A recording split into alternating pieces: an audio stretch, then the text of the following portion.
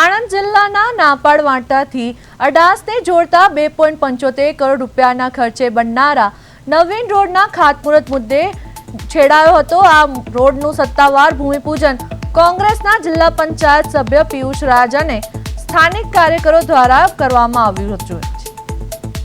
આ પ્રસંગે કોંગ્રેસના નેતા પિયુષ રાજે ભાજપના આણંદ જિલ્લાના सांसद मितेश पटेल पर सीधू निशान साधीने शब्दों आकरा प्रहार कर्या छे।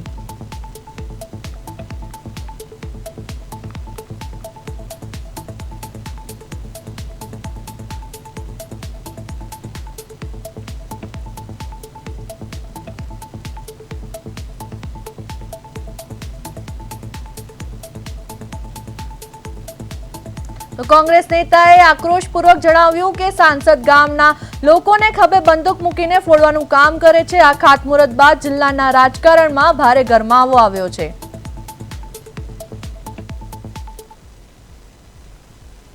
આ રસ્તો જે આ મત વિસ્તારના ધારાસભ્ય શ્રી અમિતભાઈ ચાવડા સાહેબે જ્યારે રસ્તો સરકારમાં દરખાસ્ત કરીને મંજૂર કરાવેલો છે, રીસર્ફેસિંગનું કામ હોય કે નવા જોબ નંબર આપવાનું, તો ધારાસભ્યની ભલામણ હોય, સંસદ સભ્યની ભલામણથી રોડ થયેલ નથી।